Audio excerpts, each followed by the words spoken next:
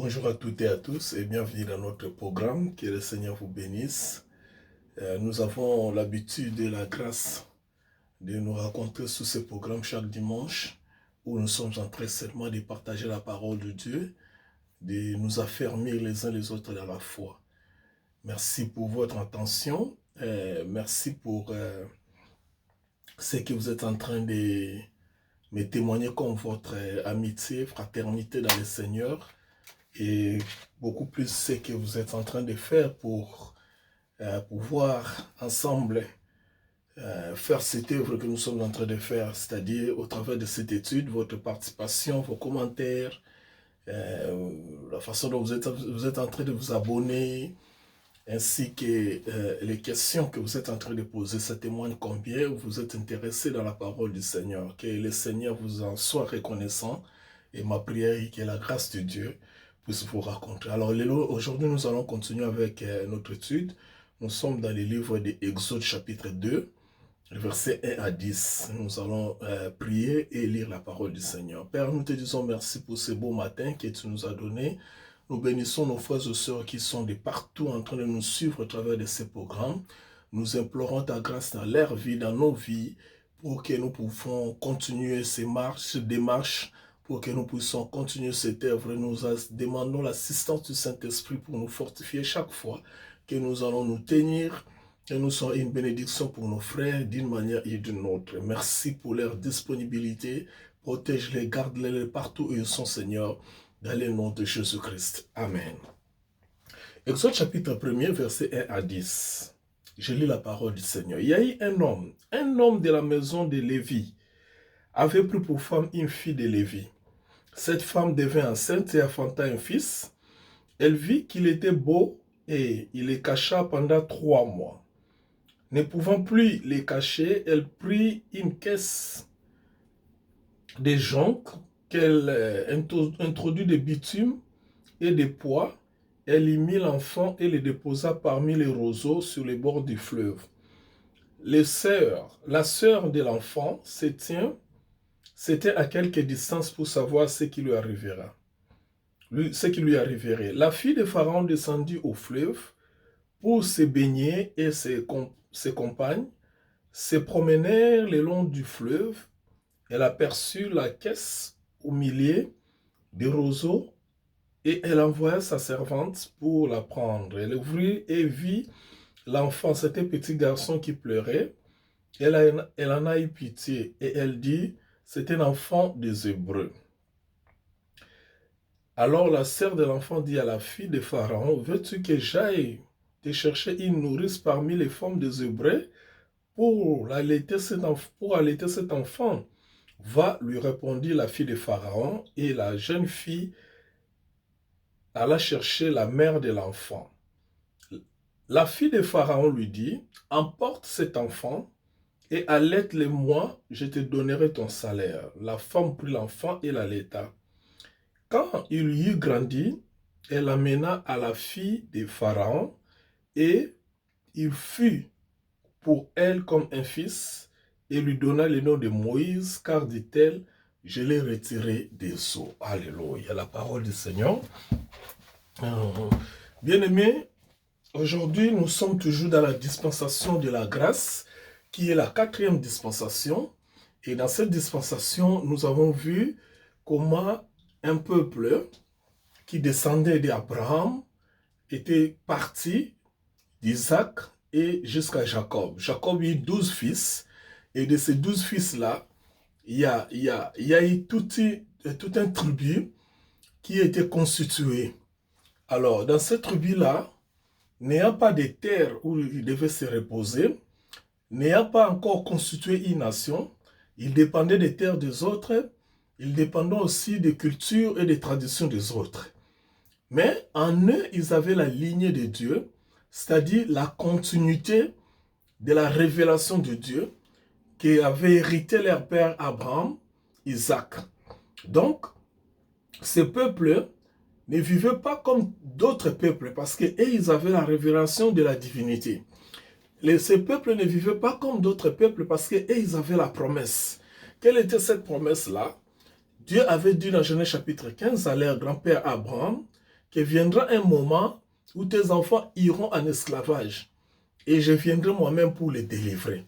Alors, pourquoi Dieu faisait tout cela? C'est aussi ça là, le but des dispensations. C'est-à-dire jusque-là, et jusqu'à la preuve du contraire, j'insiste, ce peuple que nous appelons communément les enfants d'Israël, ce peuple n'avait pas de terre, n'avait pas une nation, n'avait pas une culture. Leur seule culture, c'était la révélation de Dieu à travers leurs parents. Leur seule culture, c'était la parole de Dieu qu'ils avaient héritée de leurs parents. Jusqu'ici, ils n'ont ni loi, ils n'ont ni coutume, ils n'ont ni tradition, ils n'ont ni terre, ni nation. Mais ils sont seulement un tribu. Le tribu d'Israël, c'est-à-dire les 12 fils d'Israël. Mais Dieu était en train de les conduire pour permettre, dans tout ce que Dieu va leur révéler, que les autres nations aussi en soient les bénéficiaires. Si vous lisez, la fois passée, nous l'avons dit, et c'est un peu de revenir dans les thématiques de la fois passée, dans la thématique plutôt de la fois passée, vous allez remarquer que Dieu avait donné la promesse de Shiloh. C'est lui qui viendra de cette tribu, qui rassemblera toutes les nations, y compris les nations païennes, et qui, les nations païennes, devraient adorer, devraient louer. Donc, Dieu dans son plan, c'est ce que nous insistons, Dieu dans son plan, il savait ce qu'il était en train de faire par rapport à ces peuples et par rapport à d'autres nations qui étaient déjà constituées des nations. Des nations qui n'avaient pas la révélation de Dieu comme ces tribus. Des nations qui n'avaient rien à voir avec Dieu du ciel. Parce qu'ils avaient déjà abandonné Dieu. Dans leur méfait, ils avaient adopté d'autres systèmes d'adoration. Ils avaient adopté d'autres divinités. Alors Dieu avait gardé seulement un peuple. Dieu avait gardé seulement une lignée, une descendance par lesquelles il continuera à se révéler jusqu'à ce que viendra le moment où quelqu'un d'autre viendra pour rassembler toutes les nations, parce que toutes ces nations appartiennent à Dieu. Toutes ces nations ont été créées par Dieu. Tous ces hommes-là qui constituent les nations ont été créés par Dieu. Donc Dieu ne peut jamais laisser ses œuvres périr comme ça. C'est pourquoi il avait tracé la lignée. Et cette lignée-là, c'est au travers de cette tribu que nous sommes en train de voir. Alors, nous sommes arrivés dans Genèse, dans le livre de Genèse, Exode chapitre 2e chapitre. Ici, ces enfants-là d'Israël, dans les 12 tribus, comme je vous ai toujours dit, qu'ici nous sommes dans la doctrine, c'est-à-dire il y a des choses que nous ne parlons pas. Nous prenons seulement des grandes lignes pour bâtir des fondations, pour bâtir l'intelligence biblique. Donc il y a beaucoup de choses que nous n'avons pas dit dans les détails parce que nous n'avons pas assez de temps. Mais ici, nous prenons seulement des grandes lignes pour nous permettre de comprendre ce qui est nécessaire, ce qui est important. Alors, il est venu un moment, les enfants d'Israël, ils sont allés en Égypte à travers Joseph, qui était devenu un premier ministre, un prince de l'Égypte. Vous connaissez l'histoire. Et arrivé en Égypte, ils se sont restés là-bas, ils sont multipliés, ils ont bénéficié de la faveur du roi d'Égypte qu'on appelait Pharaon. Ils ont été bénis, ils se sont multipliés, ils sont devenus nombreux. Mais après la mort de ces pharaons qui les avait accordé des faveurs, l'autre pharaon qui était venu voyait que ces peuples devenaient de plus en plus nombreux et devenaient très dangereux. Alors, il fallait les conduire dans l'esclavagisme, les donner de pénibles travaux, les faire bâtir, de donner les responsabilités qui n'étaient pas à leur hauteur. Donc, en un mot, ils sont devenus esclaves. À travers cet esclavage, on a même empêché que ces peuples puissent se multiplier. C'est-à-dire, chaque fois qu'il y aura un bébé mâle, un couple israélite ou bien hébreu aura un bébé mâle contre cet enfant-là. Alors, Dieu, dans son plan, comme il avait déjà dit à Abraham, que je viendrai après autant d'années pour délivrer ces peuples. Alors, le moment était venu, Dieu avait choisi un homme que nous appelons Moïse, les noms donnés par la fille de Pharaon. Vous connaissez l'histoire, je ne vais pas venir dans l'historique, je vais seulement prendre des grandes lignes. Et Moïse, comment il est entré dans la maison de Pharaon? La Bible dit, comme nous l'avons lu, sa maman lui a donné naissance, voyant que l'enfant était belle, l'enfant était beau. Il prend l'enfant après 3 mois, il le met dans une caisse qu'il le jeta dans l'eau, dans le fleuve Nil. Et ici, je rappelle que Moïse, toutes ces histoires-là, quand je vous ai dit que c'est très important de comprendre la Bible, nous avons un livre écrit par un éminent serviteur de Dieu, au-delà des fleuves au-delà des fleuves du Nil, Mensa Otabil, un éminent pasteur que je respecte beaucoup, c'est un Ghanéen. Et c'est un peu de lire ce livre. Vous allez découvrir que tout ce que nous sommes en train de dire, les Moïse, les Abraham, les Isaac, les Jacob, tous ces gens-là étaient des Africains. Quand je parle de l'Africain, je parle par rapport à la dimension territoriale d'aujourd'hui. Donc, Bazalaki n'a ma belé na biso et Afrique. Voilà la raison pour laquelle Balobi, Moïse a botami en Afrique, a botami kunate. Na territoire lelo moyen-orienté. Il est né ici en Afrique, comme ses ancêtres. Alors, maman n'a qu'à un fleuve Nil. Quand on a un Nil, vous allez remarquer que la Bible dit la fille de Pharaon a eu sokola, puis Amoni, ainsi de suite, Azumwana, s'appelle Naye, Bakebenga maman Naye, vous connaissez l'histoire, blablabla. Mais qu'est-ce que nous voulons voir aujourd'hui? Qui est Moïse dans les concepts de Dieu? Qui est Moïse dans la pensée de Dieu? Bien aimé, chaque fois que vous lisez la Bible, sachez que ce que vous comprenez, c'est autre par rapport à ce que l'auteur de la Bible veut que nous puissions comprendre. Nous pouvons lire la Bible, nous comprenons à notre manière. Le Saint-Esprit, c'est le seul, ou bien la seule personne qui peut nous expliquer la pensée de Dieu, parce que c'est lui qui connaît la pensée de Dieu écrite dans la Bible. Nous interprétons selon nous. Mais le but de cette étude, c'est d'interpréter selon le Saint-Esprit. Qui était Moïse? Dieu planifiait déjà la venue de Shiloh. Nous l'avons dit la fois passée. Dieu planifiait déjà la venue de Shiloh. Maintenant, Dieu travaille dans la projection. Tout ce que nous voyons aujourd'hui, Dieu l'a déjà projeté.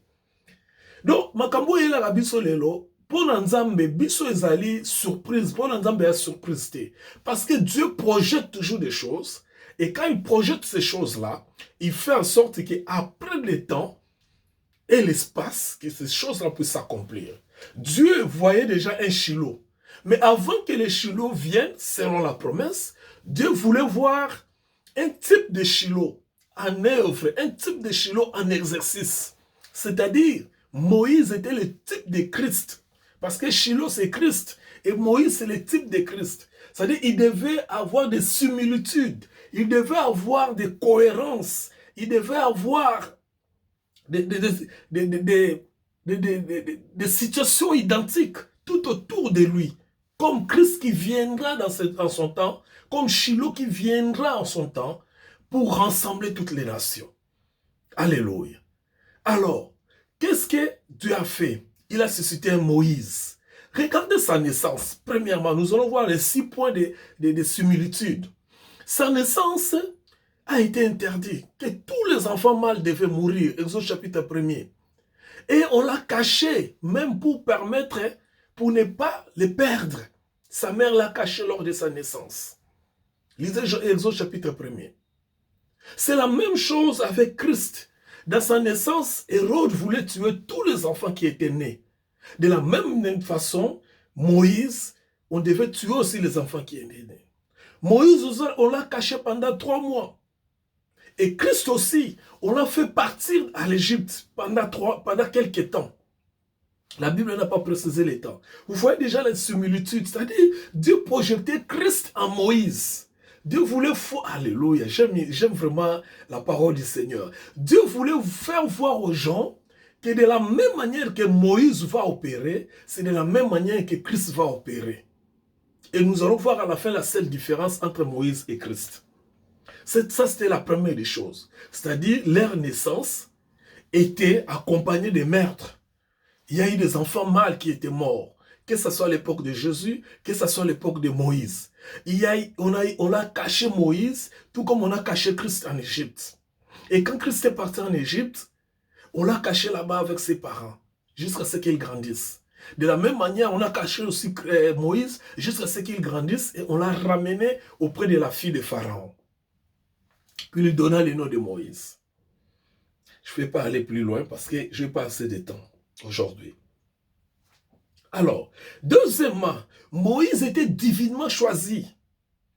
Si vous lisez Exode chapitre 3, verset 7, Actes chapitre 7, verset 25, Jean chapitre 3, 16. Donc, vous allez voir que Moïse, c'est le rédempteur, c'est le libérateur. La même chose, Christ aussi est le rédempteur, Christ aussi est le libérateur. Donc, Moïse, c'est l'image de Christ. Troisièmement, Moïse était rejeté par Israël, son peuple, et il tourna vers le gentil. C'est-à-dire, quand Moïse grandit dans Exode chapitre 2, verset 11 à 15, Actes des Apôtres chapitre 7, verset 23 à 29, Moïse grandit, il voit maintenant comment maltraiter son peuple. Avec l'onction qu'il avait et la force qu'il avait, il voulait intervenir. Et il a tué un Égyptien. Et quand il a tué un Égyptien, son peuple, la prochaine fois quand la même incident, la même situation se présente, son peuple maintenant se conspire contre lui pour dire que yo batina chomo konzirabiso yango bomaki moto la fois passée. Moïse a pris fuite. C'est-à-dire son peuple l'a rejeté. Il est là pour combattre pour son peuple, mais son peuple l'a rejeté. Et il a pris fuite vers les païens, vers les gentils, vers d'autres peuples qui étaient les Madians, les Madianites, là où il a trouvé la femme. Donc quand vous voyez exactement, c'est comme Christ. Quand Christ est venu auprès des siens, la Bible dit, il est venu auprès des siens et le ciel l'ont rejeté. Christ n'était pas venu d'abord pour nous. Christ était venu pour la maison d'Israël. Nous avons bénéficié de Christ seulement parce que la maison d'Israël avait jugé bon de rejeter Christ. Mais il n'était pas venu pour nous. C'est pourquoi il y a eu une femme syro-phénicienne, une femme païenne, qui était venue vers Jésus. Jésus a dit que, femme, je suis venu que pour la maison d'Israël. La femme a insisté. Christ a ajouté, femme, on ne donne pas des choses sacrées aux chiens. Voyez-vous que Christ n'était pas venu pour nous. C'est la même chose. Moïse est venu, mais son peuple l'a rejeté. Et il est tourné vers les Madians. Il n'était pas venu pour les Madians qui étaient des païens. Mais Dieu voulait nous voir sa projection, son projet. Que la même façon que Moïse va marcher, c'est de la même façon que Shiloh, quand il viendra, il marchera. Ça, c'était le troisième point. Le quatrième point, pendant son rejet, il retrouva une épouse. Exode chapitre 2, verset 16 à 21. Donc, Matthieu chapitre 12, verset 14 à 21. 2 Corinthiens chapitre 11, verset 2. Moïse rejeté, il partit vers les Madians et là, il trouva Séphora, la fille des Madians, la fille de Jéthro, pardon, les Madianites. Donc, la même chose, Christ aussi, est venu chez les siens l'ont rejeté, il retourna, il voit les païens qu'il accepte, il voit les gentils qu'il accepte, et il conclut l'alliance du mariage avec l'épouse, qui est l'église, nous aujourd'hui. Comment l'église ne pensez pas que l'église c'est ces 4 murs où tu te trouves chaque dimanche, chaque mercredi, je ne sais pas moi quand, pour prier, pour célébrer. Non, ça c'est pas l'église. L'église, c'est l'épouse de Christ. Moi, si Alibala, que Christ a épousé.